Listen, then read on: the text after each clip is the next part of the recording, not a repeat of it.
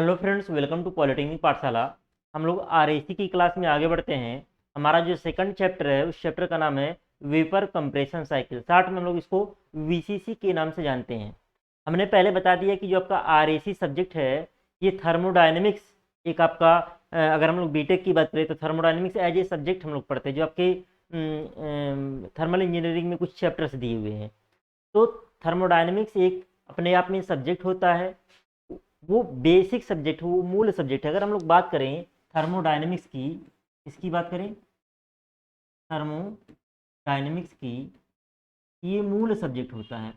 अब इसका applied part जो होता है, अप्लाइड पार्ट मतलब जिसमें इसके कॉन्सेप्ट वगैरह यूज होते हैं। पहला आपका हो गया power plant engineering. Power plant engineering में यूज होता है, जिसमें हम लोग बॉयलर वगैरह के बारे में पढ़ते हैं, स्टीम टरबाइन के बारे में पढ़ते हैं, कंडेंसर के बारे में पढ़ते हैं, वो पावर प्लांट के अंतर्गत आता है। प्रॉपर्टी मतलब और स्टीम फार्मेशन के बारे में पढ़ते हैं। दूसरा आपका हो गया आईसी इंजन, दूसरा आपका आईसी इंजन हो गया। और तीसरा आपका हो गया आरएसी। आरएसी बेसिकली है क्या? ये थर्मोडायनेमिक्स का ही एक अप्लाइड पार्ट है। यानी कि थर्मोडायनेमिक्स में जो बेसिक्स चीज़ें हैं, जो आप थर्मोडायनेमिक प्रोसेस पढ़े, थर्मोडायनेमिक प्रोसेस वगैरह पढ़े हैं, उसका यहाँ पे, उसके एप्लीकेशन का यहाँ पे बहुत ज़्यादा यूज होता है। तो बेसिकली आपको थर्मोडायनेमिक्स अगर अच्छे से पढ़े हैं तभी ये तीन सब्जेक्ट आपको आसानी से समझ में आएंगे। इसलिए तो मैं बार बार बोलता हूँ कि आरएसी पढ़ना तो, सिलेबस तो बहुत आसान है, लेकिन उनके लिए आसान है जो लोग थर्मोडायनेमिक्स को अच्छे से पढ़े हैं। जो बच्चे अभी तक थर्मोडायनेमिक्स को नहीं पढ़े हैं वो एक काम करेंगे। काम उनको क्या करना है, एक टेलीग्राम ग्रुप है, टेलीग्राम ग्रुप का नाम है, एक टेलीग्राम ग्रुप है, ग्रुप का नाम है पॉलिटेक्निक पाठशाला। पूरा ध्यान से देखिएगा, पॉलिटेक्निक पाठशाला शाला मैकेनिकल इंजीनियरिंग, मैकेनिकल इंजीनियरिंग। इस ग्रुप में इस ग्रुप में इस ग्रुप में जो बच्चे थर्मोडायनेमिक्स नहीं पढ़े हैं, जिसका यहाँ पे यूज होना है, मेन जो यूज होना आपको थर्मोडायनेमिक प्रोसेस टॉपिक। कौन सा टॉपिक?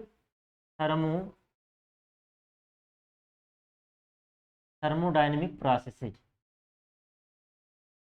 थर्मोडायनेमिक प्रोसेसिंग जैसे आप लोग, जिसमें आप लोग पढ़े हैं आइसोबैरिक प्रोसेस या constant pressure process, isochoric process या constant volume process, isothermal process या constant temperature process, isentropic process या reversible adiabatic process, polytropic process. ये सब पांचों प्रोसेस के बारे में यहाँ पे पढ़ाया गया है, और उन्हीं प्रोसेस का यहाँ पे क्या होगा, यूज होगा। तो ये जानना आपको जरूरी है। और क्या जानना जरूरी है? स्टीम फॉर्मेशन में,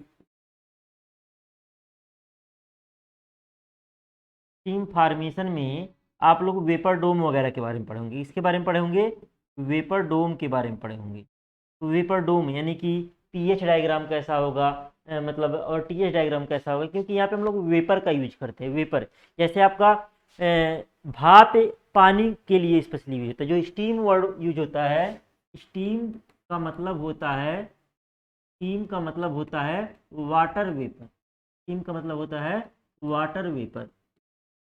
तो जो भी पदार्थ रहेगा उसके लिए, जैसे स्टीम तो हो गया, वाटर वेपर, लेकिन अगर वेपर कोई वर्ड आता है तो अपने आप में कंप्लीट नहीं है। वेपर किसी न किसी गैस का होगा। जैसे यहाँ पे पानी की भाप होगी, वेपर मतलब वाष्प। जैसे अमोनिया का भी वाष्प हो सकता है, और किसी गैस का आपका वाष्प हो सकता है। बात समझ रहे हैं? तो ये चीज़ें आपको जाननी जरूरी है। तो अगर आप लोग नहीं पढ़े होंगे तो इस ग्रुप को ज्वाइन कर लीजिएगा। यहाँ अगर आपको ज़रूरत होगी, रिक्वायरमेंट होगी, तो आप मैसेज करेंगे। मैं इस थर्मोडायनेमिक प्रोसेस का वीडियो भेज दूंगा। बहुत ज़्यादा नहीं, मुश्किल से 40-45 मिनट का वीडियो होगा। अगर वो एक वीडियो आप अच्छे से देख लेंगे तो चीज़ें बहुत आसानी से समझ में आएंगी। और प्रॉपर्टीज या स्टीम वाला टॉपिक भी मैं वहाँ पे सेंड कर दूंगा। तो वहाँ पे वेपर डोम वगैरह बनाना आप सीख जाएंगे, तो पूरा का पूरा ये चैप्टर समझ में आएगा। लेकिन अगर वो चीज़ें नहीं पढ़े हुए हैं तो यहाँ पे हवा भी नहीं लगेगा, ये ध्यान दीजिएगा।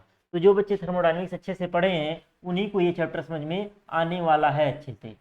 और जो अंग्रेजी वगैरह की दिक्कत है वो भी वहाँ से आपकी दूर हो जाएगी समस्या। वहाँ पे हिंदी इंग्लिश में बोल करके बताया गया है। यहाँ पे मैक्सिमम इसका जो आरएसी का जो मैक्सिमम टेक्निकल टर्म है वो हिंदी में थोड़ा सा टिपिकल है, अंग्रेजी में आसान है। इस नाते हम लोग अंग्रेजी में लिख करके चल रहे हैं। एग्जाम में आप मिक्स लैंग्वेज में लिख सकते हैं, प्योर इंग्लिश में लिख सकते हैं, प्योर हिंदी में लिख सकते हैं, उसके लिए बिल्कुल भी दिक्कत नहीं होगी। तो ये चैप्टर जो है ना पूरा का पूरा डायग्राम पे आधारित है, इसमें लिखने वाला बहुत ज़्यादा नहीं है, इसमें समझने वाली सारी चीज़ें हैं। तो हम लोग स्टार्ट करते हैं वेपर कंप्रेशन साइकिल वीसीसी। जो आपका वीसीसी है ना वो most commonly used refrigeration cycle है, सबसे ज़्यादा यूज किया जाने वाला रेफ्रिजरेशन साइकिल। इसके बारे में इंट्रोडक्शन हम बता रहे हैं वीसीसी के बारे में। तो वीसीसी जो है सबसे ज़्यादा यूज किया जाने वाला ये रेफ्रिजरेशन साइकिल है, क्योंकि हमारे घरों वगैरह में जो फ्रिज वगैरह लगा होता है उसमें हम लोग वीसीसी ही यूज करते हैं। जो हमारे घरों में डोमेस्टिक रेफ्रिजरेटर होता है उसमें बेसिकली क्या यूज करते हैं, वीसीसी यूज करते हैं, वेपर कंप्रेशन साइकिल यूज करते हैं। तो सबसे ज़्यादा यूज की जाने वाला साइकिल है जिसपे आपका रेफ्रिजरेटर हो गया, आपका एयर कंडीशनर हो गया, आपका कोल्ड स्टोरेज। कोल्ड स्टोरेज क्या, जहाँ पे सब्जियां वगैरह स्टोर करके रखी जाती हैं या फल वगैरह स्टोर करके रखे जाते हैं, लंबे समय तक खराब नहीं होते हैं। या बहुत सारे बच्चे देखे होंगे जहाँ पे आलू वगैरह की मात्रा बहुत ज़्यादा पैदा होती है, वहाँ पे जब आलू पैदा होता है ना तो उसको कोल्ड स्टोरेज में रख देते हैं, क्योंकि वैसे रखेंगे तो गर्मी के मौसम में उसमें आँखें आ जाएंगी, तो यूज करने लायक नहीं रहेगा, बेकार होगा। कोल्ड स्टोरेज में रख देंगे और वहीं से धीरे धीरे निकाल करके मार्केट में सेल करेंगे, तो आपका अक्टूबर नवंबर तक वो चलता रहता है, सितंबर अक्टूबर तक आपका वो चलता रहता है, मतलब ताज़ा बना रहता है, नहीं तो चुचुक जाएगा, सुसुक जाएगा आपका आलू। तो ऐसे बहुत सारी सब्जियां हो गई, टमाटर हो गया या सेब हो गया या बहुत सारे फल वगैरह सब्जियां वगैरह कोल्ड स्टोरेज में स्टोर करके रखे जाते हैं, जिससे वो लंबे समय तक हमारे क्या रहें, ताज़े बने रहें। और अगला क्या, वाटर कूलर। वाटर कूलर बहुत जगह आप देखे होंगे स्कूल वगैरह में, कॉलेज वगैरह में लगा रहता है, जो ठंडा ठंडा पानी आपका देता है। तो इन सब में आपका क्या होता है, ये साइकिल वेपर कंप्रेशन साइकिल का यूज किया जाता है। अब जो एक अभी आगे साइकिल हो सकता है पढ़ें, मतलब कोई गैस साइकिल के बारे में पढ़ें, आगे आएगा तो देखेंगे। तो जो सीओपी होता है, कोफिशिएंट ऑफ परफॉर्मेंस होता है, वो वीसीसी का मतलब वेपर कंप्रेशन साइकिल का ज़्यादा होता है, किसकी तुलना में, गैस साइकिल की तुलना में। अगला हमारा टॉपिक है कंपोनेंट डायग्राम ऑफ वीसीसी, मतलब वेपर कंप्रेशन साइकिल के लिए कंपोनेंट डायग्राम, मतलब वेपर कंप्रेशन साइकिल में कौन कौन से पार्ट होते हैं। एग्जाम में आ सकता है कि वेपर कंप्रेशन साइकिल के विभिन्न अंगों के बारे में बताइए, वेपर कंप्रेशन साइकिल के विभिन्न अंगों के बारे में बताइए, ऐसा भी एग्जाम में आ सकता है। तो कंपोनेंट डायग्राम ऑफ वीसीसी यानी कि वीसीसी में कौन कौन से कंपोनेंट लगे होते हैं, तो काफ़ी इंपॉर्टेंट है आपका।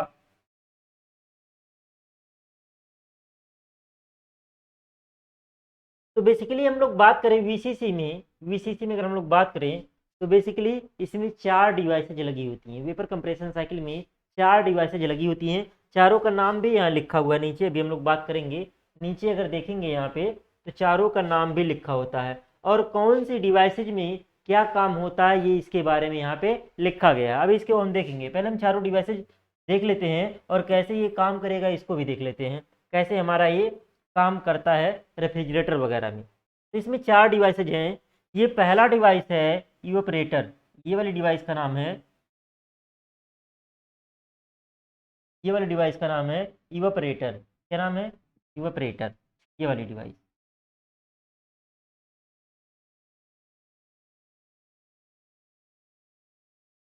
इसका क्या नाम है, इवेपोरेटर। ये कहाँ होता है, अगर हम लोग फ्रिज की बात करें, डोमेस्टिक रेफ्रिजरेटर की बात करें, कौन किसकी बात करें, डोमेस्टिक रेफ्रिजरेटर। अब इसके बारे में, डोमेस्टिक रेफ्रिजरेटर के बारे में अलग से भी पढ़ेंगे। अगर हम डोमेस्टिक घरेलू प्रशीतक की बात करें, डोमेस्टिक रेफ्रिजरेटर की बात करें, तो ये वाला पार्ट कहाँ लगा होता है, जो आपको घरों में फ्रिज होता है, घरों में अगर आप फ्रिज देखिए ऐसे होता है, इसमें बहुत सारे ऐसे कंपार्टमेंट बने होते हैं, बहुत सारे कंपार्टमेंट बने होते हैं, लेकिन इसमें एक ऊपर एक कंपार्टमेंट बना होता है, इसको हम बोलते हैं फ्रीजर, इसको हम लोग क्या बोलते हैं, फ्रीजर बोलते हैं।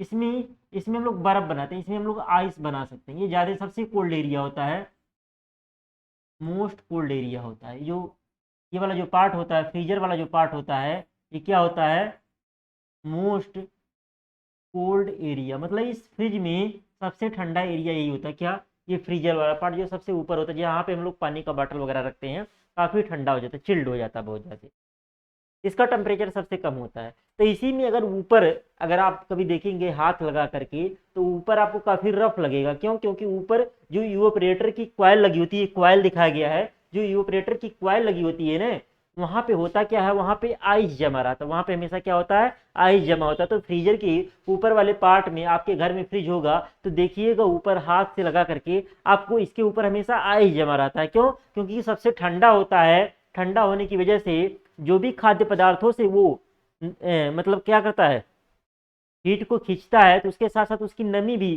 खींच लेता है। तो वो जो नमी उसकी होती है वो इसके ऊपर बर्फ के रूप में जम जाती है। तो ये सबसे ऊपर यहाँ पे इवेपोरेटर लगा होता है। तो इवेपोरेटर करता क्या है, फ्रिज के अंदर जो भी हम फल फूल रखे हुए हैं, फल फूल सब्जियां जो भी कुछ रखे हुए हैं, इसके अंदर जो भी दूध दूध रखे हुए हैं, सब्जी रखी हुई, जो भी सामान रखे हुए हैं, उससे क्या करेगा, उसके अंदर क्या होगा, मान लीजिए मार्केट से हमने लाया खरीद के, उसका टेम्परेचर 35-40 डिग्री सेल्सियस रहेगा। हम चाहते वो 5 डिग्री सेल्सियस 10 डिग्री सेल्सियस पे बना रहे। तो ये क्या करेगा, जब इसके अंदर रखेंगे तो ये जो इवेपोरेटर कॉइल लगा होगा यहाँ पे जो इवेपोरेटर कॉइल लगा होगा, यहाँ पे इसके ऊपर वाले पार्ट में जो लगा होगा, वो क्या करेगा, इसकी गर्मी को खींचेगा, इसकी गर्मी को क्या करेगा, खींचेगा। यानी यहाँ पे कौन सा ऑपरेशन हो रहा है, यहाँ पे क्यूई हो रहा है। क्या हो रहा है, क्यूई, मतलब हीट एक्सट्रैक्ट किया जा रहा है। क्या किया जा रहा है, हीट एक्सट्रैक्ट किया जा रहा है। यानी कि जितना हीट एक्सट्रैक्ट किया जाएगा, जितना हीट एक्सट्रैक्ट किया जाएगा, उतना इस फ्रिज के अंदर क्या होगा, रेफ्रिजरेशन इफेक्ट पैदा होगा। बात समझ में आ रही है? तो पहला पार्ट का नाम क्या होगा, इवेपोरेटर। देखेंगे नोट्स में, नोट्स आपको मिल जाएगा। पहला ये पार्ट का नाम क्या हो गया, इवेपोरेटर। क्या हो गया, पहले पार्ट का क्या नाम हो गया, इवेपोरेटर। इसको हिंदी में वाष्पित्र कहते हैं। हिंदी में क्या बोलते हैं, हिंदी मीडियम वाले बच्चे, हिंदी मीडियम वाले बच्चे अलग से कॉपी पे लिख लेंगे, इसका हिंदी में नाम क्या है, वाष्पित्र। हिंदी में नाम क्या है, वाष्पित्र नाम है। क्या नाम है, वाष्पित्र।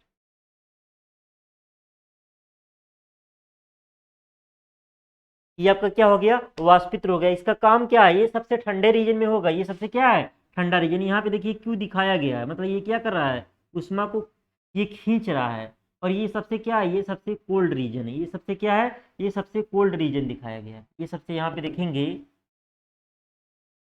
यहाँ पे देखेंगे तो ये क्या है, ये सबसे कोल्ड रीजन है, सबसे ठंडा स्थान यही है। ये रेड लाइन से ऐसे घेरा भी गया है। अब देखिए इसके अंदर एक, इस जो हमारा साइकिल होता है ना, देखते होंगे, सुने होंगे, फ्रिज में एक गैस भरी होती है। वही अब हमारा क्या होता है, वो हमारा होता है रेफ्रिजरेंट होता है। वो हमारा होता है क्या, रेफ्रिजरेंट। आगे अगला चैप्टर हम लोग पढ़ेंगे रेफ्रिजरेंट। वो हमारा क्या होता है, रेफ्रिजरेंट होता है। वो रेफ्रिजरेंट ही इसके अंदर घूमता रहता है। कहीं पे वो क्या करेगा, कहीं पे वो हीट को अवशोषित करेगा, कहीं पे हीट को बाहर फेंकेगा, कहीं पे हीट को अवशोषित करेगा, कहीं पे हीट को बाहर फेंकेगा। अब मान लीजिए इस साइकिल में जो रेफ्रिजरेंट आती है, जो इवेपोरेटर में अंदर आती है, क्या, जो रेफ्रिजरेंट, क्या आएगी, रेफ्रिजरेंट।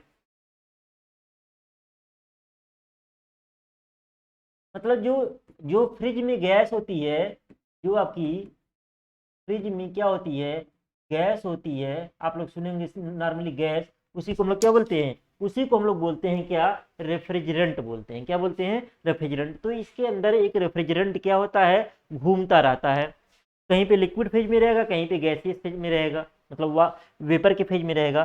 तो जो इसके अंदर प्रवेश करता है ना इवेपोरेटर, वो लिक्विड फेज में रहता है। लिक्विड कैसे होगा, अभी उसको भी जानेंगे। लिक्विड फेज में आएगा जब यहाँ पे हीट को एब्जॉर्ब करेगा, तो क्या होगा, जब कोई भी चीज द्रव अवस्था में है, अगर उसमें उष्मा दिया जाए, वो क्या होगा, वो गैसियस फेज में कन्वर्ट होगा, वो क्या होगा, वो वेपर में कन्वर्ट होगा।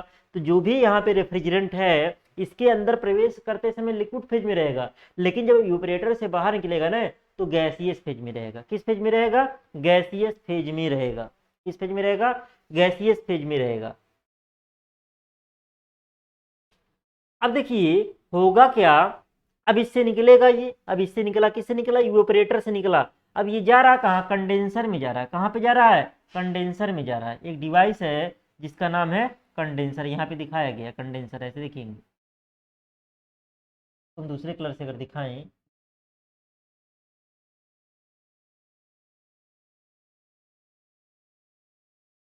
ये आपका दिखाया गया क्या, कंडेंसर दिखाया गया है, कंडेंसर। अब देखिए यहाँ से जब निकल रहा है ना इवेपोरेटर से, इसका नाम हमने 1 दिया है। और जब यहाँ पे जाएगा कंप्रेसर में, तो इससे भी 1, मतलब ये पूरा साइकिल आपका 1। अब देखिए जब, अब इसमें जाएगा कंप्रेसर में, तो इससे जब निकलेगा तो इसका नाम हमने 2 दिया है। कंप्रेसर का काम होता है किसी गैस के प्रेशर को बढ़ाना। देखिए दो वर्क जहाँ पे हम लोग देते हैं मैकेनिकल डिवाइस में, दो डिवाइस होती हैं, एक होता है पंप, एक होता है पंप, और एक होता है कंप्रेसर। एक क्या होता है? कंप्रेसर। कंप्रेसर का काम होता है किसी लिक्विड के प्रेशर को बढ़ाना। क्या होता है? कंप्रेसर का सॉरी पंप का काम होता है किसी लिक्विड के प्रेशर को बढ़ाना। जैसे आपके घरों में टुल्लू पंप लगा होता है, वो क्या करता है? पानी के प्रेशर को बढ़ा करके भेजता है, तब जाके टंकी पे पहुंच जाता है। मतलब हाई प्रेशर पे जाएगा तभी आपका ऊपर टंकी में चढ़ जाता है। बात समझ में आ रहा है? वैसे ही कंप्रेसर का काम होता है किसी गैस के प्रेशर को बढ़ाना। कंप्रेसर का काम क्या होता है? किसी गैस के प्रेशर को बढ़ाना इसका काम होता है। बात समझ में आ रही है? अब ये जाएगा किसमें? कंप्रेसर में जाएगा। तो पहले जो है उसका उसका क्या था? प्रेशर कम था, लेकिन जब कंप्रेसर से निकलेगा ना तो उसका प्रेशर क्या हो जाएगा? बढ़ जाएगा। तो हमने देखिए यहाँ पे एक लाइन खींचा है, यहाँ पे भी डिवाइस लगा हुआ है। इस लाइन के ऊपर लिखा हुआ है एचपी साइड। एचपी साइड का मतलब हो गया high pressure side. HP side का मतलब हो गया हाई प्रेशर साइड। और इसके नीचे लिखा हुआ है LP pressure, low pressure side. यानी कि कंप्रेसर में आने से पहले इसके अंदर जो रेफ्रिजरेंट हम लोग यूज किए थे उसका प्रेशर पहले क्या था? कम था। लेकिन कंप्रेसर से जब बाहर निकलेगा तो प्रेशर क्या हो जाएगा? बढ़ जाएगा। लेकिन इसका फेज क्या है? फेज आपका वेपर फेज ही है। फेज आपका क्या है? वेपर फेज ही है। फेज आपका क्या है? फेज आपका वेपर फेज ही है।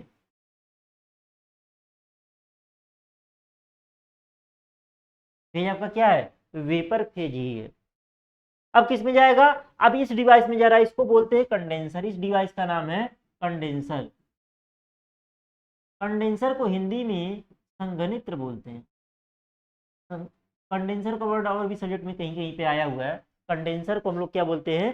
संघनित्र बोलते हैं। कंडेंसर का काम क्या होता है? आप लोग थर्मल में पढ़े भी होंगे कि जब स्टीम टरबाइन से आपकी भाप निकलती थी उसको ठंडा करता था, ठंडा करके उसको लिक्विड में कन्वर्ट करता था। और वहां पे हम लोग क्या करता था? वहां से हीट रिजेक्ट होता था। उससे हीट क्या होता था? कंडेंसर से हीट निकालते थे हम लोग, कोई कूलेंट भेज करके, ठंडा पानी भेज करके। तो वो क्या करता था? तो वो जो है उसे निकालता था क्या? हीट को। अब यहाँ पे क्या होता है? कभी आप गए होंगे, कहाँ गए होंगे? बैंक वगैरह में गए होंगे जहाँ पे एसी लगा होता है।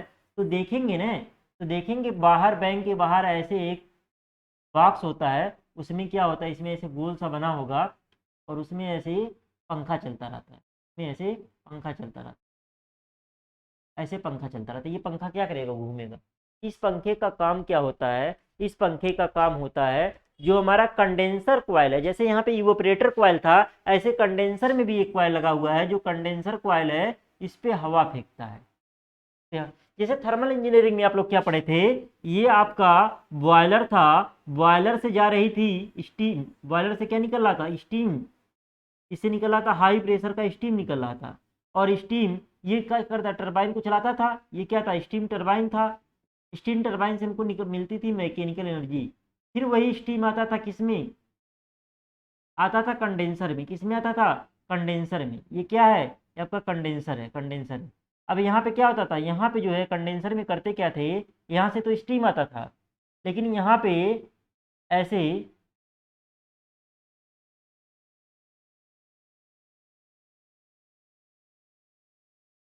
यहाँ पे अगर हम लोग बात करें, ऐसे होता क्या था? यहाँ से कोल्ड वाटर इन कराते थे, प्रवेश कराते थे, और यहाँ से हॉट वाटर बाहर निकलता था। और जो स्टीम है ना, इससे निकल करके वाटर में कन्वर्ट हो जाती थी। वाटर में कन्वर्ट हो जाती थी। हम वहां से रिलेट कर रहे हैं स्टीम टरबाइन से। वाटर में कन्वर्ट होती थी और फिर इसी वाटर को एक पंप लगा करके फिर कहाँ भेज देते थे? फिर बॉयलर में भेज देते थे। तो यही साइकिल बार बार चलता रहता था। तो यहाँ पे कंडेंसर में हमने किया किया था, ये कंडेंसर था आपका, यही आपका क्या? यही आपका कंडेंसर है, यही आपका कंडेंसर है। इसमें हमने किया क्या? एक तरह से ठंडा पानी भेजा, ठंडा पानी गर्म होकर के कहाँ निकल गया? बाहर निकल गया। और जो स्टीम थी, स्टीम की उष्मा को ये एब्जॉर्व करते हुए बाहर निकला, तभी गर्म हुआ। तो स्टीम क्या होगा? ठंडा हुआ, ठंडा होने से क्या हो गया? वाटर में कन्वर्ट हो गया। सेम काम यहाँ पे भी होता है कंडेंसर में। यहाँ पे क्या आ रहा है? यहाँ पे आ रहा है क्या? यहाँ पे हो क्या रहा है? यहाँ पे कंप्रेसर से निकल रहा है। ये मान लीजिए कंप्रेसर, ये कंप्रेसर से, ये कंप्रेसर में क्या हो रहा है, कंप्रेसर में प्रवेश कर रहा है, यहाँ पे जो कंप्रेसर में प्रवेश कर रहा है वन पॉइंट पे प्रवेश कर रहा है, और उस पॉइंट का वन नाम दे रहे हैं। यहाँ पे क्या हो रहा है, जो हमारा क्या है, जो हमारा रेफ्रिजरेंट है, जो हमारा रेफ्रिजरेंट है उसका प्रेशर कम है। अब उसके प्रेशर को बढ़ा करके, इसके प्रेशर को क्या करके, बढ़ा करके, किस में भेज रहा है, कंडेंसर में भेज रहा है। किस में भेज रहा है, कंडेंसर में भेज रहा है, दो पे। ये क्या आपका कंडेंसर। अब इसमें क्या लगा हुआ है, इसमें कंडेंसर कॉइल लगा हुआ है, इसमें क्या लगा हुआ है, कंडेंसर कॉइल लगा हुआ है, इसी में से आ रहा है, या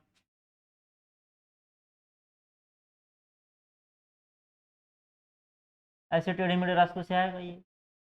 अब इसमें कर क्या रहे हैं, अब यहाँ पे हम लोग इसका जो कूलिंग करते हैं, यहाँ पे देखिए ये प्रेशर इसका ज़्यादा है, तो जाहिर सी बात है टेम्परेचर भी ज़्यादा होगा।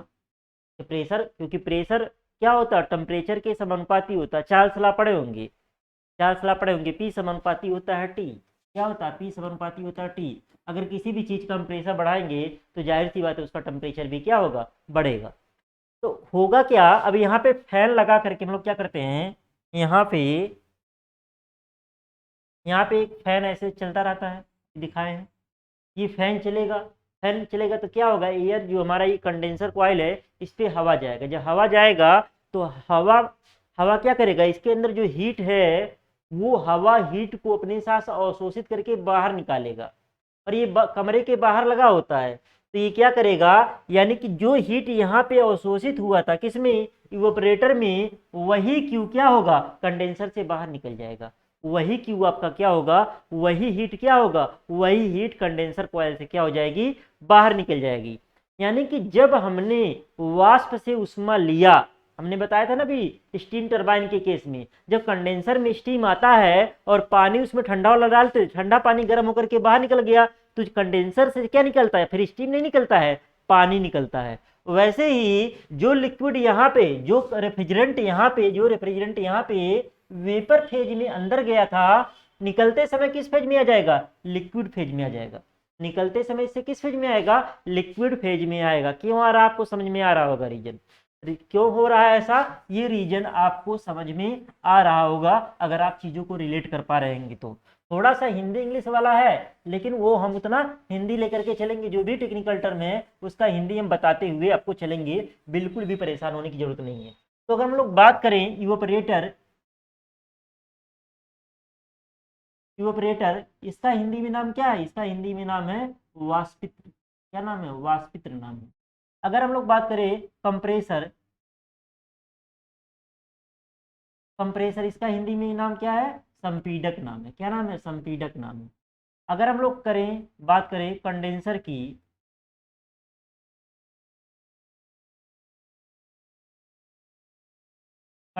तो इसका हिंदी में नाम है संघनित्र। क्या नाम है, संघनित्र। सबका फंक्शन आपको समझ में आ रहा होगा। और ये वाला आपका है एक्सपेंशन वाल्व बोलते हैं या थ्रॉटल वाल्व बोलते हैं,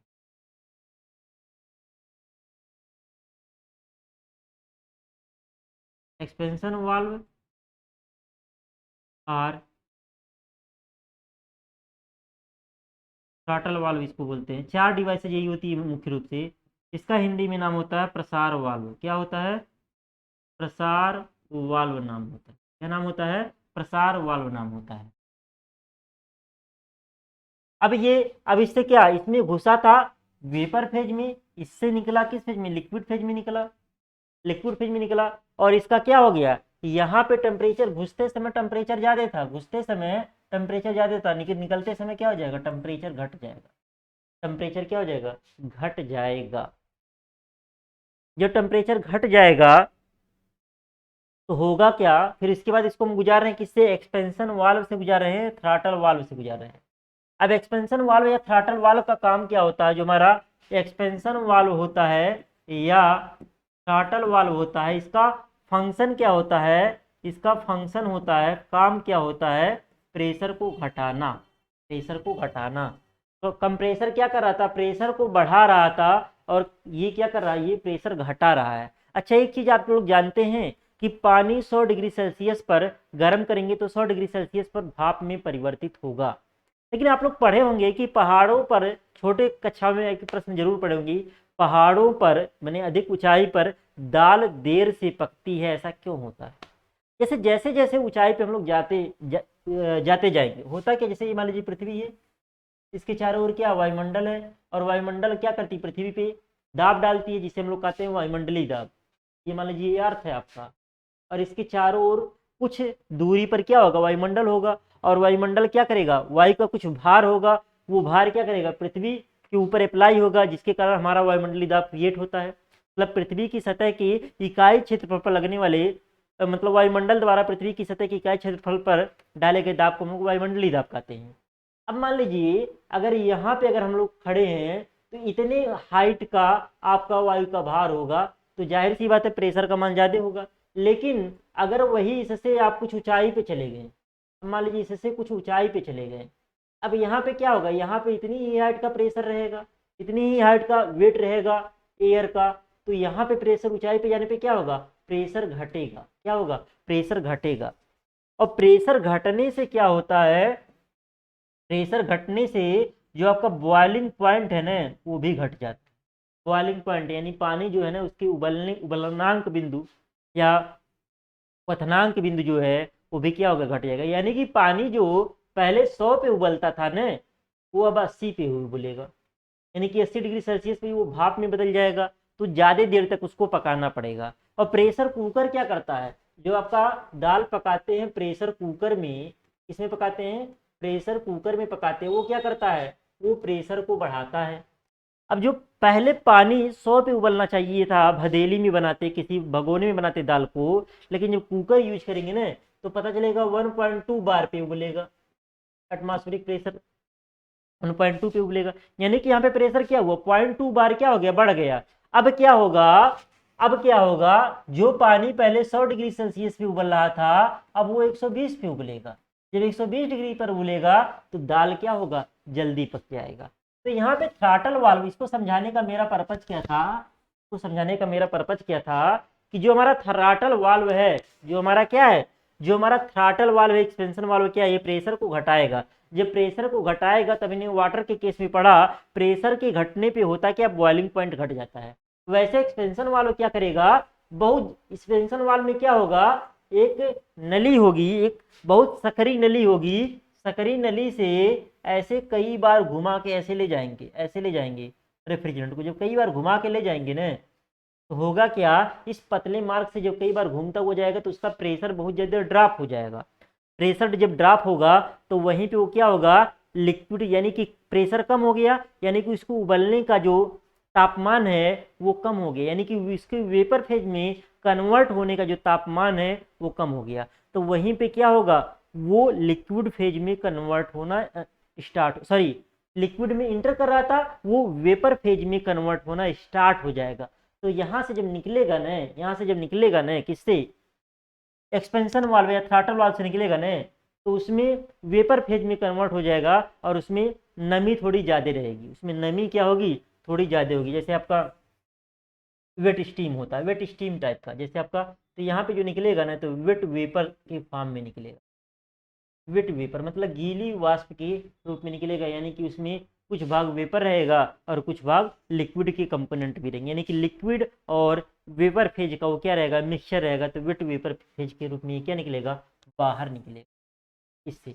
अब जब यहाँ निकलेगा, जब यहाँ से वेट से निकलेगा, जो इसको गीला कोई चीज़ है, कोई चीज़ गीला है, अगर इसको हम क्या दे दें, इसको अगर हम हीट दे दें, अगर इसको हम क्या दे दें, हीट दे दें, तो ये क्या हो जाएगा, एक तरीके से ड्राई हो जाएगा। ये क्या हो जाएगा, ड्राई हो जाएगा। यानी कि उसके जो जो हमारा वेट वेपर था उसमें जो भी आपके लिक्विड कंपोनेंट थे, जो भी लिक्विड पार्टिकल थे, वो भी क्या होंगे, वेपर पार्टिकल में कन्वर्ट हो जाएंगे। फिर वो किस में आएगा, इवेपोरेटर में आएगा। तो इवेपोरेटर में जब आ रहा है ना, वो किस फेज में है, वो प्योर लिक्विड फेज में नहीं है, वो लिक्विड और वेपर के मिक्सचर के फेज में है, वेट वेपर उसको बोल सकते हैं। इवेपोरेटर में जाएगा, फिर इसको हीट मिलेगा, क्या होगा, फिर वो जो है पूरा का पूरा जो है वेपर में कन्वर्ट हो जाएगा। यानी यहाँ से जो निकलता है पूरा का पूरा वेपर फेज में नहीं रहता है, कुछ मान के चलिए आधा पार्ट वेपर का रहेगा, आधा पार्ट जो है लिक्विड करेगा, लेकिन इससे निकलेगा पूरा का पूरा क्या हो जाएगा, वेपर में कन्वर्ट हो जाएगा।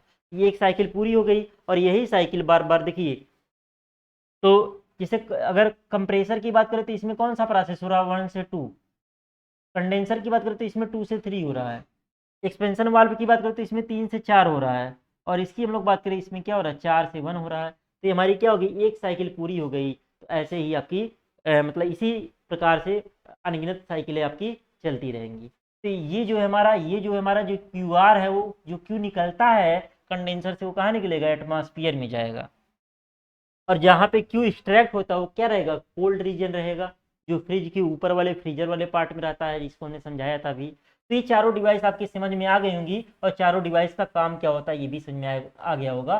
तो हमने काम वगैरह इंग्लिश में लिखा है, लेकिन आप इसको समझ सकते हैं। पहली डिवाइस क्या हो गई, पहली डिवाइस होगी इवेपोरेटर, वाष्पित्र। वाष्पित्र का काम क्या है, ये है यहाँ पे, वाष्पित्र का काम क्या है, यह है वाष्पित्र का काम है, इसमें जो है वाष्पित्र में के अंतर्गत बहने वाला जो इसका काम होता है, इसमें जो होता है, जो रेफ्रिजरेंट होता है, वह क्या करता है, इवेपोरेटर। सबसे पहली बात, इवेपोरेटर हमारा कोल्ड रीजन में होता है।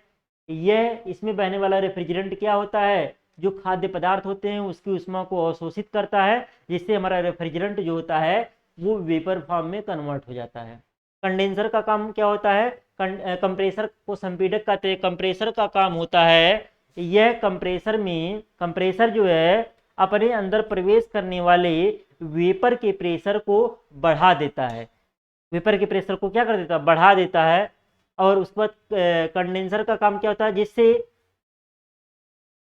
हाँ बढ़ा देता है। कंडेंसर को संग्रहित बोलते हैं। यह क्या होता है, यह जो है वेपर के अंदर की जो हमारा रेफ्रिजरेंट होता है उसके हीट को एटमॉस्फेयर में क्या कर देता है, रिजेक्ट कर देता है। एक्सपेंशन वाल्व क्या क्या काम होता है, यह कंडेंसर से निकलने वाले लिक्विड फेज के रेफ्रिजरेंट के प्रेशर को घटा देता है, जिससे और उसके बाद एक्सपेंशन वाल्व से निकलने वाला जो रेफ्रिजरेंट है वह वेट वेपर के फॉर्म में एक्सपेंशन वाल्व से क्या होता है, बाहर निकलता है।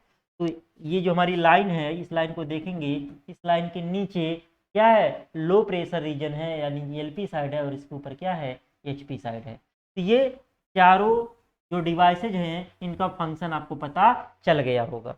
अब आगे अगर हम लोग बढ़ें, ये आपको नोट्स मिल जाएगा, बिल्कुल भी परेशान होने की जरूरत नहीं है। अब आगे अगर हम लोग बढ़ें, और ये नोट्स अवेलेबल भी है। अगर आप लोग पॉलिटेक्निक पाठशाला ऐप आपके मोबाइल में अगर डाउनलोड होगा, अगर नहीं डाउनलोड है तो प्ले स्टोर पे मिल जाएगा, उसको डाउनलोड कर लीजिए। पॉलिटेक्निक पाठशाला ऐप जो डाउनलोड करेंगे उसमें एक सेक्शन मिलेगा स्टडी मटेरियल का। स्टडी मटेरियल वाले सेक्शन में जाएंगे तो वहाँ पे आरएसी का जो है नोट्स अवेलेबल होगा। नहीं होगा तो हमको मैसेज करिएगा, हम जो है अवेलेबल करा देंगे। तो मैसेज कहाँ करना, टेलीग्राम ग्रुप में। ग्रुप का क्या नाम है, पॉलिटेक्निक पाठशाला मैकेनिकल इंजीनियरिंग। ये चारों डिवाइस आपकी हो गई, तो इसमें अगर हम लोग बात करें प्रोसेस कौन कौन से हो रहे हैं, तो 1 से 2 में जो प्रोसेस वही तरीके से काम है। कंप्रेसर में क्या हो रहा है, कंप्रेसर क्या हो रहा है, isentropic compression of refrigerant vapour. तो कंप्रेशन किस टाइप का होता है, मतलब उस दौरान कौन सा प्रोसेस होता है, तो आइसेंट्रोपिक कंप्रेशन होता है। कंप्रेसर का काम होता है कंप्रेस करना, जो रेफ्रिजरेंट उसको कंप्रेस करना, लेकिन कंप्रेशन किस टाइप का है, आइसेंट्रोपिक है। तो isentropic compression of refrigerant vapour. देखिए अगर आपका एग्जाम में आ गया कि वीसीसी के विभिन्न अंगों के या विभिन्न जो उसमें पार्ट्स लगे होते हैं या विभिन्न डिवाइसेज जो लगी होती हैं उनका नाम लिखिए और उसके बारे में बताइए। तो क्या करेंगे, वो वाला फिगर बनाएंगे, चारों का नाम लिखेंगे और उसका फंक्शन लिख देंगे। समझे रहेंगे तो बना के बड़े आराम से लिख देंगे, हमने बहुत आसान भाषा में समझाया है। तो कंप्रेसर में क्या होता है, आइसेंट्रोपिक कंप्रेशन होता है रेफ्रिजरेंट वेपर, यानी कि जो हमारा रेफ्रिजरेंट वेपर फॉर्म में है उसका आइसेंट्रोपिक कंप्रेशन होता है। कंडेंसर में क्या होता है, आइसोबैरिक हीट रिजेक्शन होता है, मतलब जो हीट रिजेक्ट होता है वो कांस्टेंट प्रेशर पे होता है, by refrigerant to the atmosphere. तो रेफ्रिजरेंट से एटमॉस्फेयर में, यानी कि रेफ्रिजरेंट से वातावरण में क्या होता है, आइसोबैरिक स्थिर दाब पर ऊष्मा का निकास होता है। एक्सपेंशन वाल्व है, एक्सपेंशन वालों क्या करेगा, कंप्रेसर का काम है प्रेशर को बढ़ाना, एक्सपेंशन वालों का काम क्या होगा, प्रेशर को घटाना। इसका काम होगा क्यू रिजेक्ट करना और इसका काम होगा क्यू एक्सट्रैक्ट करना। एक्सट्रैक्ट किस प्रकार से होगा, थर्मोडायनेमिक किसी प्रोसेस के दौरान होगा, तो थर्मोडायनेमिक प्रोसेस का नाम आपको पता चलना। तो ये क्या होगा, आइसेंथैल्पिक होता है, आइसेंथैल्पिक एक्सपेंशन होता है। किसमें किसमें, एक्सपेंशन वाल्व में या थ्रॉटल वाल्व में। आइसेंथैल्पिक बोलिए, इसको थ्रॉटलिंग प्रोसेस भी बोलते हैं। आइसेंथैल्पिक प्रोसेस को स्पेलिंग अगर आपको नहीं समझ में आ रहा होगा, ISEN, ISEN है, PHALPIC, आइसेंथैल्पिक प्रोसेस बोलिए, आइसेंथैल्पिक एक्सपेंशन, या इसको थ्रॉटलिंग एक्सपेंशन भी बोल सकते हैं। क्या बोल सकते हैं, थ्रॉटलिंग एक्सपेंशन भी बोल सकते हैं। Isenthalpic expansion of liquid refrigerant, liquid refrigerant का क्या हो रहा है, आइसेंथैल्पिक रूप से एक्सपेंशन हो रहा है।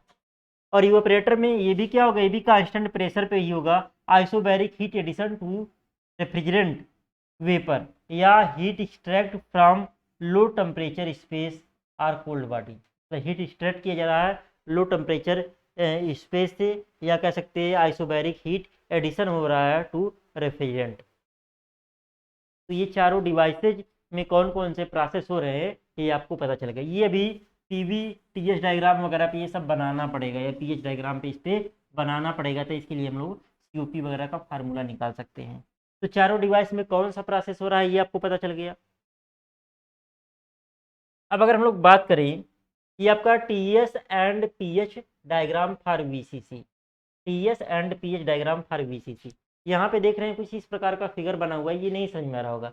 अगर आप लोग पढ़े होंगे थर्मल इंजीनियरिंग में एक चैप्टर है प्रॉपर्टीज ऑफ स्टीम, क्या चैप्टर है, प्रॉपर्टीज ऑफ स्टीम।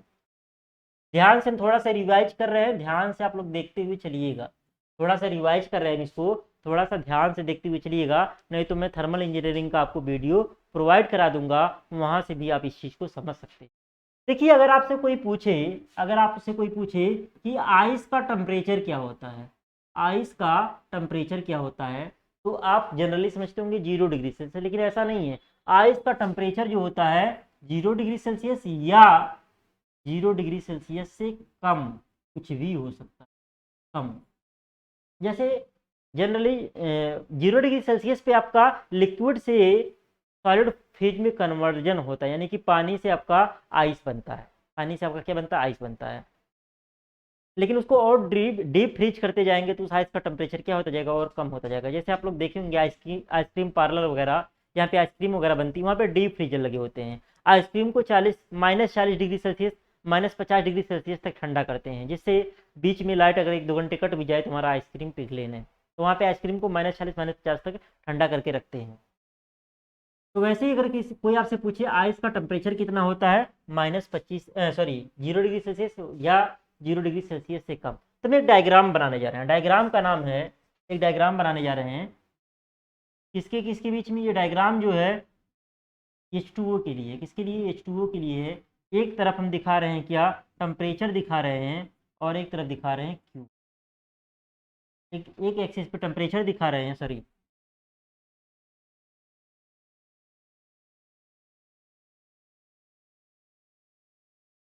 यहाँ पे थोड़ा सा हम लोग और स्पेस ले लेते हैं, स्पेस थोड़ा सा और ले लेते हैं, तब देखते हैं ये सब आपको। अब ध्यान से देखिएगा, हम एक डायग्राम बनाने जा रहे हैं इसके बीच में, टेम्परेचर और हीट के बीच में। ध्यान से समझिएगा इसको, टेम्परेचर और हीट की, हीट को हम लोग एंथैल्पी भी बोल सकते हैं यहाँ पे। अब देखिए अगर आपसे कोई पूछे आइस का टेम्परेचर क्या होता है, तो 0 डिग्री सेल्सियस से उससे कम। मान लीजिए हमारे पास कोई आइस है, आइस है जिसका मास जो है, यानी कि द्रव्यमान जो है वो 1 किलोग्राम है सपोज कीजिए, और टेम्परेचर जो है वो मान रहे हैं -25 डिग्री सेल्सियस। क्या है, -25 डिग्री सेल्सियस। अब जब -25 डिग्री सेल्सियस के आइस को जब हम हीट देंगे, जब मान लीजिए यहाँ पे हमारा है, यहाँ पे हम -25 डिग्री सेल्सियस लेकर के चलें। -25 डिग्री सेल्सियस के बर्फ को अगर हम लोग हीट देंगे तो इस एक्सिस पे जाएंगे, ऐसे जाएंगे।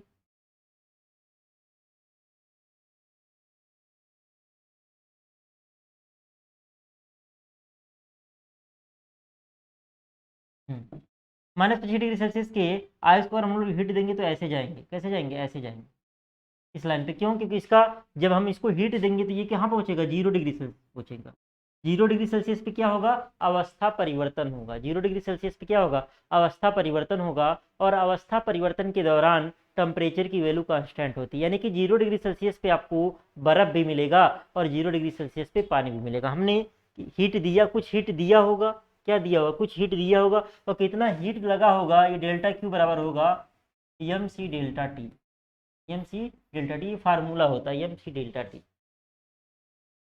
टी क्या है, स्पेसिफिक हीट है। क्या है, स्पेसिफिक हीट है, स्पेसिफिक हीट। छोटे क्लासों में एम एस डेल्टा टी पढ़ते हैं। तो 0 डिग्री सेल्सियस का क्या बन गया, पानी बन गया। अब फिर क्या करेंगे, इसको और अगर हीट देंगे तो ये क्या होगा, सॉरी यहाँ 0 डिग्री सेल्सियस का बर्फ है, ये हम पॉइंट ए मान रहे हैं, ये पॉइंट बी मान रहे हैं। 0 डिग्री सेल्सियस का बर्फ है, इसको और हीट देंगे तो ये क्या होगा, सी पे पहुंच गया। सी पे 0 का पानी मिलेगा। सी पे क्या मिलेगा, ए पे क्या है, ए पे जो आपका है, ए पे जो आपका है, ए पे क्या है, ए पे आपका आइस है। किस पे है, एट एट -25 डिग्री। और बी पे क्या है, बी पे भी आइस है, और ये किस पे है, एट 0 डिग्री सेल्सियस। बहुत अच्छे से पढ़ाया गया थर्मल इंजीनियरिंग में ये सारा टॉपिक। सी पे क्या है, सी पे भी आपका वाटर है, और वाटर कितने पे है, 0 डिग्री सेल्सियस पे। अब फिर क्या करेंगे, इसको अगर और हीट दें, इसको क्या करें, इसको अगर और हीट दें, ये क्या होगा, ये बनेगा 100 का पानी बनेगा। कितने का पानी बनेगा, क्योंकि 100 डिग्री सेल्सियस पे उबलता है। यानी कि अगर हम लोग बात करें, अगर हम लोग बात करें, किसकी बात करें, डी की बात करें, यहाँ पे हम डी नाम दे दें, डी पे बात करें, तो डी पे क्या हो रहा है, डी पे भी आपका वाटर है, लेकिन कितने का, 100 डिग्री सेल्सियस। डी पे भी क्या है, आपका वाटर है 100 डिग्री सेल्सियस का। फिर अगर और हीट दें तो ये क्या होगा, ई पे पहुंच जाएंगे।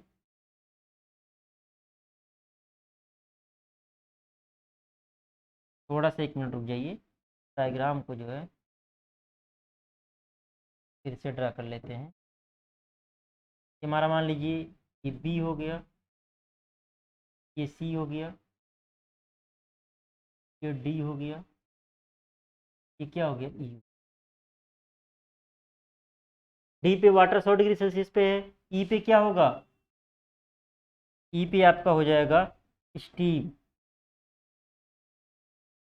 इस पे 100 डिग्री सेल्सियस। अब देखिए डी पे पूरा का पूरा पानी है, और ई पे क्या है, पूरा का पूरा स्टीम है। पूरा का पूरा क्या है, स्टीम है, या ड्राई स्टीम भी बोलते हैं। क्या बोलते हैं, ड्राई स्टीम। लेकिन अगर हम लोग डी से ई की बात करें, डी से ई में क्या है, ये है वेट स्टीम है। क्या है, वेट स्टीम है। यानी कि इसमें कुछ भाग क्या होगा, यहाँ पे डी के पे पूरा का पूरा पानी है, ई पे पूरा का पूरा स्टीम है, यानी कि बीच में कहीं पे जाएंगे तो आपको वेट स्टीम मिलेगा। यानी कि कुछ भाग पानी रहेगा और कुछ भाग क्या रहेगा, भाप रहेगा। अगर ई से और ऊपर जाए, मान लीजिए एफ तक जाए, तो ये मान लीजिए सुपर हीट कर रहे हैं इसको, मान लीजिए ये कर दिए 150 डिग्री सेल्सियस। तो इसको बोलेंगे, अगर हम लोग एफ पे जाए तो एफ को बोलेंगे हम लोग सुपर हीटेड स्टीम। क्या बोलेंगे, सुपर हीटेड स्टीम बोलेंगे। यानी कि उसको हमने सुपर हीट कर दिया। कितना, अगर हम पूछे यहाँ पे डिग्री आप सुपर हीट कितना होगा, तो डिग्री आप अगर सुपर हीट की बात करें तो ये 150 में से 100 माइनस कर देंगे। यानी कि 50 डिग्री सेल्सियस पे क्या है, डिग्री आप सुपर हीट किया गया, सुपर हीट किया गया है 50 डिग्री सेल्सियस। ये होता है वाटर के केस में। ये क्या होता है, वाटर के केस में। किसके केस में होता है ये आपका हो गया टेम्परेचर एंथैल्पी डायग्राम, किसके लिए, वाटर के केस में। और ये जो प्रोसेस होता है, इस दौरान प्रेशर क्या है, कांस्टेंट रहता है। इस दौरान क्या होता है, प्रेशर आपका क्या रहता है, कांस्टेंट रहता है। क्या रहता है, प्रेशर कांस्टेंट रहता है। ये डायग्राम, ये लाइन समझिएगा कैसे आया, ये लाइन समझिएगा, इसी से आपका ये वाला डायग्राम अभी हम बना रहे हैं। ये वाला डायग्राम जो है TH डायग्राम जो है, इसी की सहायता से भी हम बना रहे हैं। ये आपको समझ में आ रहा होगा। अब अगर हम लोग बात करें, ये अगर आपको समझ में आ रहा है, मिट गया, अब बैक आएगा भी नहीं है, खैर आप लोग देख चुके होंगे कैसे आया है। अब अगर हम लोग बात करें ऐसे ही, अगर ऐसे ही बात करें,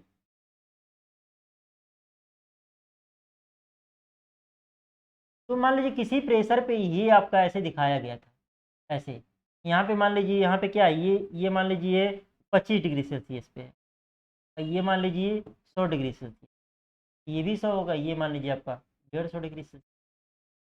ये किसी प्रेशर पे हो रहा है, ये किसी प्रेशर पे मान लीजिए P1 प्रेशर पे हो रहा है। अब प्रेशर की वैल्यू बढ़ाने पे होता क्या है, प्रेशर की वैल्यू बढ़ाने पे होता क्या, बॉइलिंग पॉइंट क्या होता है, बढ़ता है।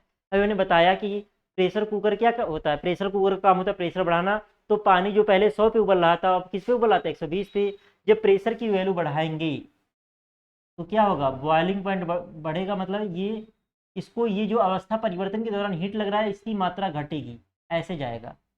और प्रेशर की वैल्यू कम करेंगे तो और ये डंडी, और ये डंडी क्या होगी, और बड़ी होगी। प्रेशर की वैल्यू यहाँ पे और करेंगे तो क्या होगा, और होगा। एक प्रेशर ऐसा होगा जिसमें ये देखिए, ये वाली लाइन जो ये छोटी होती जा रही है। एक स्थिति ऐसी आएगी कि ये दोनों पॉइंट क्या होंगे, एक ही पे मिल जाएंगे। किसी प्रेशर पे क्या होगा, ये यहीं से क्या होगा, सब्लिमेशन प्रोसेस हो जाएगा। जैसे यहाँ पे क्या है, यहाँ पे आपका ये किसी पॉइंट पे हो जाएगी, पानी तुरंत का तुरंत भाप में बदल जाएगा, वेट स्टीम आपका मिलेगा ही नहीं। तो अगर इन सभी लाइनों को, अगर इन सभी, जैसे एक पॉइंट आपका यहाँ मिल रहा है, ये डी पॉइंट था, ये पॉइंट डी था, और ये पॉइंट ई था, जो भी फिगर बना रहे थे। वैसे ये पॉइंट जैसे जैसे प्रेशर की वैल्यू, ये P2 प्रेशर पे गए, फिर ये P3 पे गए, P4 पे गए, P5 पे गए, जैसे जैसे प्रेशर की वैल्यू बढ़ती जा रही है, और कांस्टेंट प्रेशर वाली लाइन ये आपकी है। तो जैसे जैसे प्रेशर की वैल्यू बढ़ती जा रही है, तो ये लाइन छोटी होती जा रही है, लास्ट में ये ऐसे मिल रहा है, एक ही पॉइंट पर मिल जा रहा है।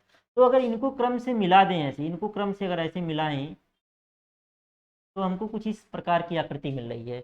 यही आकृति जो है, इसी आकृति को बोलते हैं वेपर डोम। इसी आकृति को क्या बोलते हैं, वेपर डोम बोलते हैं। क्या बोलेंगे, वेपर डोम बोलेंगे।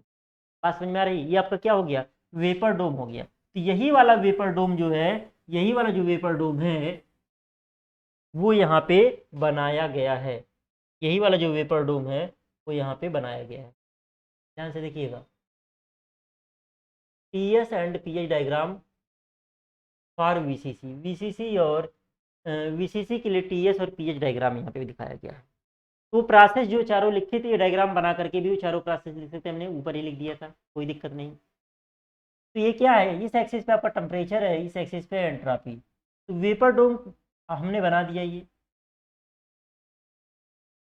तो अभी आपने पढ़ा था कि जो कांस्टेंट प्रेशर वाली लाइन थी, कैसे जा रही थी, ऐसे जा रही थी, कैसे जा रही थी, ऐसे। यहाँ पे क्या था, लिक्विड था, यहाँ पे भी क्या था, लिक्विड था, यहाँ पे क्या था, आपका वेपर था, और यहाँ पे क्या हो जाएगा, सुपर हीटेड वेपर हो जाएगा। क्या हो जाएगा, सुपर हीटेड वेपर हो जाएगा। बात समझ में आ रहा है, सुपर हीटेड वेपर आपका हो जाएगा। तो यहाँ पे अगर हम लोग जाएंगे, ये वाला जो गया लाइन, ये क्या है,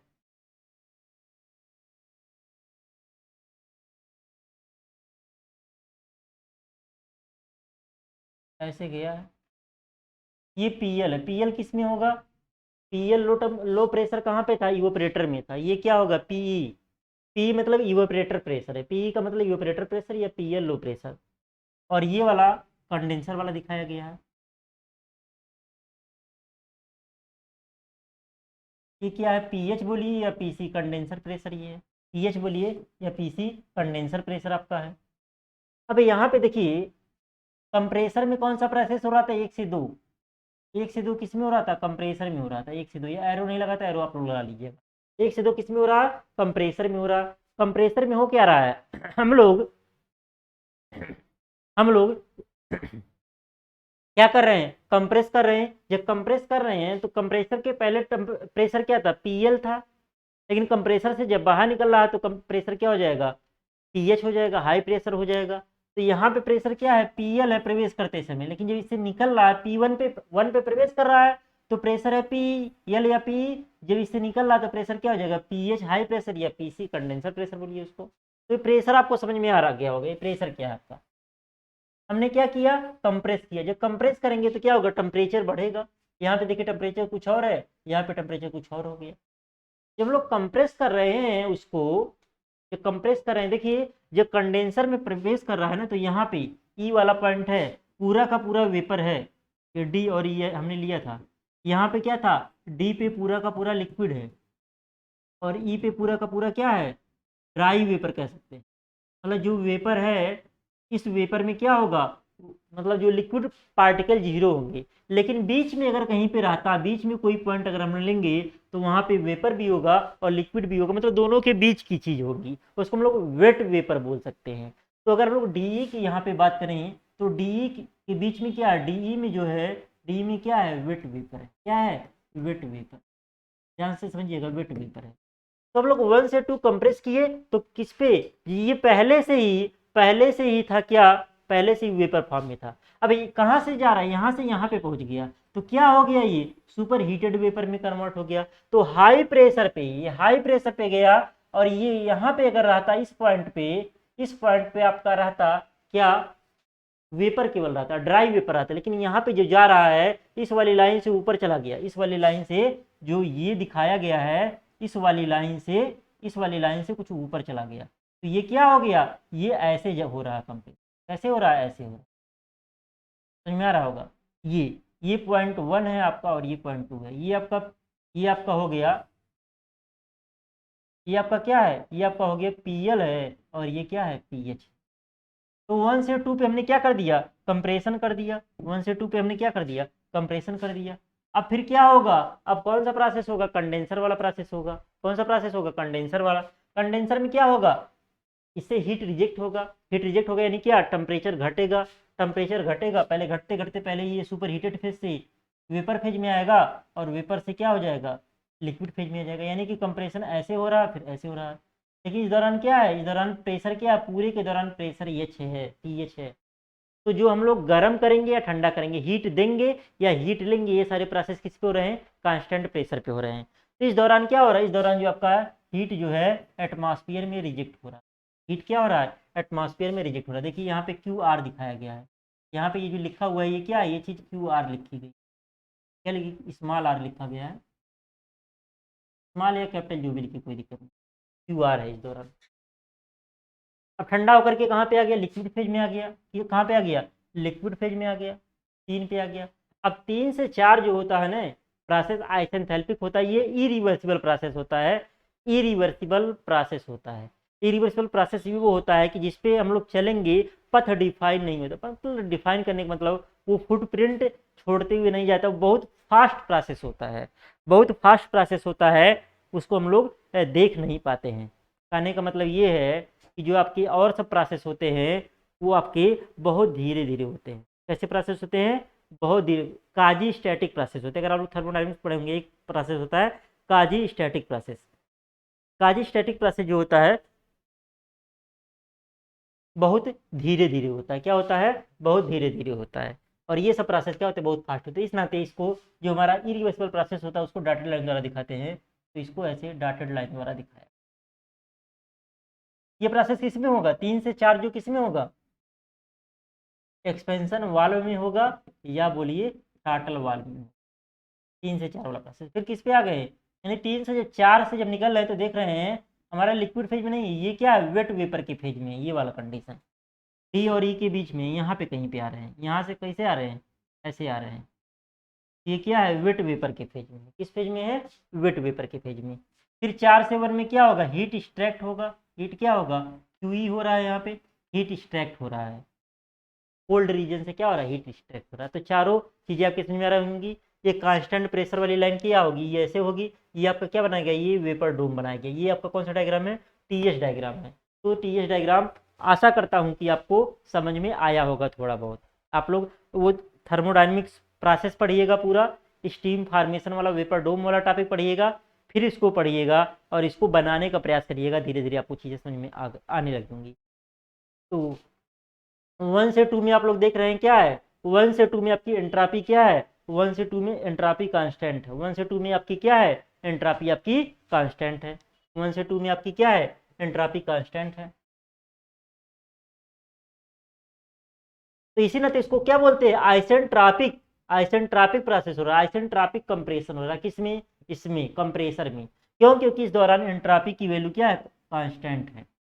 तो कंप्रेसर में आइसेंट्रोपिक कंप्रेशन क्यों हो रहा था, वो यहाँ से देखने पे आपको पता चल रहा होगा। यहाँ से आपको आइसेंट्रोपिक कंप्रेशन पता चला होगा। 3 से 4 में आपका आइसेंथैल्पिक है। क्यों, क्योंकि हमने डॉटेड बनाया हुआ। क्यों हमने डॉटेड बनाया, वो आइसेंथैल्पिक प्रोसेस क्या होता है, नॉन रिवर्सिबल प्रोसेस होते हैं, या सॉरी इरिवर्सिबल प्रोसेस होता है, इस नाते इसको डॉटेड लाइन द्वारा दिखाया गया है। तो इसी का पीएच डायग्राम बनाया गया है, पीएच डायग्राम बनाया गया है। अब पीएच में जो आपका वेपर डोम ऐसे होता है, पीएच में आपका वेपर डोम ऐसे कुछ देखने, और पीएच इस वाले एक्सिस पे पी है, तो जाहिर सी बात है ये क्या हो जाएगा, हॉरिजॉन्टल लाइन आएगा, पीएल बराबर पी, और यहाँ पे भी पीएच बराबर पीसी भी क्या आएगा, हॉरिजॉन्टल आएगा। तो यहाँ पे हम सेम वैसे ही और चीज़ें ऐसे ही रहेंगी, जैसे हम लोग यहाँ पे 1 थे, यहाँ पे हो गए 1, यहाँ पे क्या हो जाएंगे 2, 2 से कहाँ जा रहे हैं, 3 पे जा रहे हैं। कांस्टेंट प्रेशर पे जा रहे थे, यहाँ पे भी 2 से 3 कांस्टेंट प्रेशर पे लाइन ऐसे थी उसमें, किस पे, इस वाले पे। लेकिन यहाँ पे कैसी मिलेगी, सीधी मिलेगी 3 से 4, फिर 4 से 1 क्या है आपका, आइसेंथैल्पिक हो गया। यहाँ पे देख रहे हैं वेट वेपर के फेज में मिल रहा है, तो ऐसे आपका क्या मिल गया, ये वाला डॉटेड रहेगा, ये वाला डॉटेड रहेगा। ये आपका क्या हो गया, पीएच डायग्राम हो। ये सब आपके सिलेबस में है, टीएच डायग्राम भी आपके सिलेबस में है, और आपके सिलेबस में पीएच डायग्राम भी है। कैसे हमने बनाया है आपको समझा दिया। आप लोग 1-2 बार प्रैक्टिस करेंगे तो आपको धीरे धीरे बनाने आ जाएगा, बनाना सीख जाएंगे। थर्मोडायनेमिक प्रोसेस पढ़ लेंगे तो और आसान हो जाएगा। और किस पे वेपर डोम कैसा होता है ये भी आपको पता होना चाहिए। तो यहाँ पे अगर हम लोग सीओपी की बात करें, यहाँ पे अगर हम लोग बात करें किसकी, सीओपी की बात करें, किसके लिए, वीसीसी के लिए। अगर हम लोग सीओपी की बात करें, सीओपी ऑफ वीसीसी क्या होगा, सीओपी ऑफ वीसीसी क्या होगा, सीओपी की बात करें अगर हम लोग, तो यहाँ पे क्या होगा, refrigeration effect upon work expenditure, यानी कि एनर्जी एक्सपेंडिचर या वर्क एक्सपेंडिचर, तो क्या हो जाएगा R E upon W C. ठीक है, डब्ल्यू सी खर्च किस में हो रहा है, 1 से 2 डब्ल्यू सी हो रहा, 1 से 2 में, 1 से 2 में ही वर्क आपका खर्च हो रहा है, और 4 से 1 में आपका क्या हो रहा था, क्यू ई आ रहा था, और 2 से 3 में क्या हो रहा था, क्यू आर हो रहा था। 4 से 1 में क्या हो रहा था, क्यू ई हो रहा था, मतलब हीट एक्सट्रैक्ट हो रहा था। तो अगर हम लोग बात करें आर ई क्या होगा, हीट एक्सट्रैक्शन इन इवोपरेटर, यानी ये क्या होगा, यहाँ पे अगर हम लोग एंथैल्पी की बात करें, यहाँ पे एंथैल्पी क्या है, H1 है। हीट एक्सट्रैक्ट किस में हो रहा है, सॉरी यहाँ पे हो रहा है, यहाँ पे एंथैल्पी क्या है, H4 है, और यहाँ पे एंथैल्पी H1 है। तो कितना एक्सट्रैक्ट हुआ, पहले कम था, 4 पे कम था, 1 पे ज्यादा हो गया, यानी कि जो हीट एक्सट्रैक्शन होगा, QE होगा, वो क्या हो जाएगा, H1 माइनस H4 के बराबर होगा। इसके बराबर होगा, H1 माइनस H4 के बराबर होगा। और कंप्रेसर में क्या हो रहा है, देखिए कंप्रेसर में 1 से जब 2 पे कंप्रेस कर रहा है, जब प्रेशर बढ़ रहा है तो उसकी एंथैल्पी भी बढ़ जा रही है।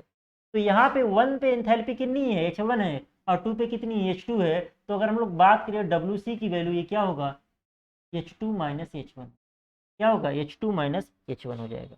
तो COP क्या होता है, RE अपान WC, तो H1 माइनस H4 अपान H2 माइनस H1।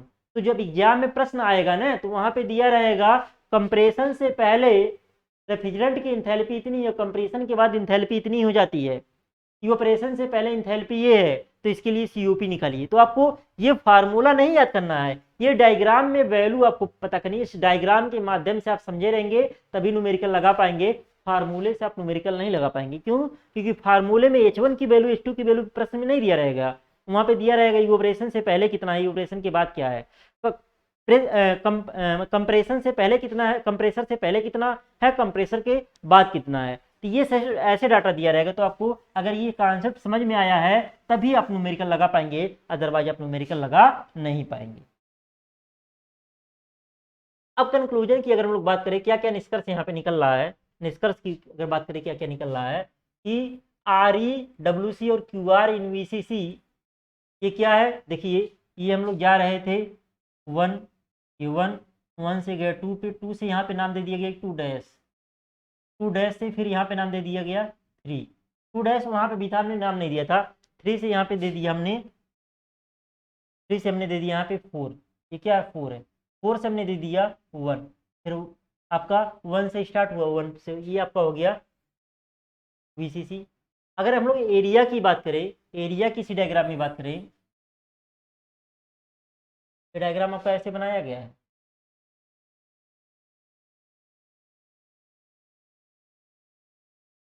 ये डायग्राम आपका ऐसे बनाया गया है।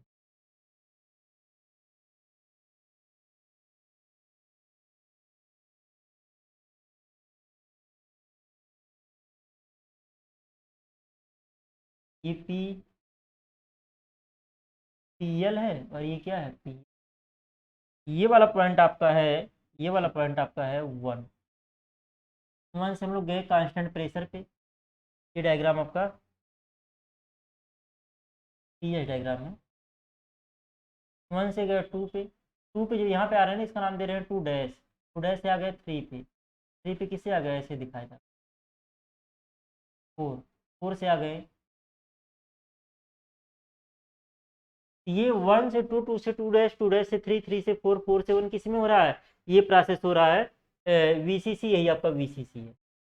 अगर हमने यहाँ पे और एक चीज ले लिया है क्या, इसको हमने सीधे ले आया है, इसको हमने ले आया है सीधे।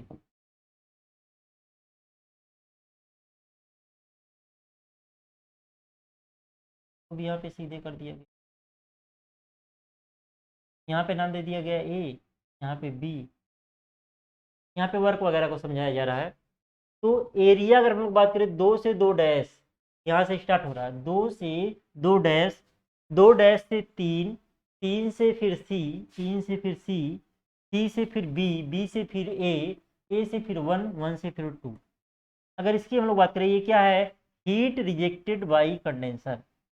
इतना हीट रिजेक्ट कर रहा है, क्यों, क्योंकि आप लोग पढ़े हैं क्या, QR बराबर जो होता है वो QE प्लस W, QR बराबर QE प्लस W। और W की अगर हम लोग बात करें, एरिया 2 से 2 डैश, 2 से 2 डैश, 2 डैश से 3, 3 से C से फिर B से फिर 4, B से फिर 4, यहाँ नहीं जा रहे हैं, फिर 4, 4 से 1, 1 से 2। ये क्या है, वर्क डन बाई कंप्रेसर। ये क्या है, वर्क डन बाई कंप्रेसर। यहाँ पे सब पॉइंट से आप समझ रहे होंगे, ये क्या है, वर्क डन बाई कंप्रेसर है। तो ये पूरा एरिया जो हो QR है, लेकिन यहाँ से स्टार्ट करके यहाँ से आकर के ये जो है, ये हो गया आपका WC। तो मेन रूप से जो QE है ना, QE आपका इतना एरिया केवल है, यही एरिया क्या है, QE है। यानी कि 1 से 4, 4 से B से A से फिर 1, ये एरिया क्या है आपका, QE है आपका। वही चीज़ यहाँ पे दिखाया गया है, वही चीज़ आपका यहाँ पे काट पीट के दिखाया गया है। तो ये वाला एरिया जो है, यही आपका क्या है, यही आपका QE। ये वाला एरिया क्या है आपका। न्यूमेरिकल वगैरह बहुत इत्मीनान से समझेंगे और पूरा फिगर वगैरह बनाते हुए जाएंगे, तभी आपको चीज़ें समझ में आएंगी, तभी आपको चीज़ें समझ में आएंगी। तो ये क्लास थोड़ा लंबा हो जा रहा है, तो अभी हम लोग इस क्लास को यहीं पे ब्रेक करते हैं। तो हमने VCC के बारे में पढ़ लिया, उसके फार्मूला पढ़ लिया, उसमें कौन कौन से प्रोसेस होते हैं, हमारा RE क्या है, RE वाला एरिया कौन सा है, WC वाला एरिया कौन सा है, और हमारा QR वाला एरिया कौन सा है। तो ये वाला एरिया जो है, एरिया क्या है, RE प्रोड्यूसिंग इवेपोरेटर है, area heat rejected by condenser है, और ये एरिया क्या है, वर्क डन बाई कंप्रेसर है। तो अगर हम लोग बात करें एरिया, अगर यहाँ पे अगर लिखें हम लोग एरिया क्या, 1 से 4, 4 से B से A से फिर क्या 1, ये क्या है, ये एरिया आपका QE है, हीट एक्सट्रैक्टेड बाय इवेपोरेटर। ये क्या है,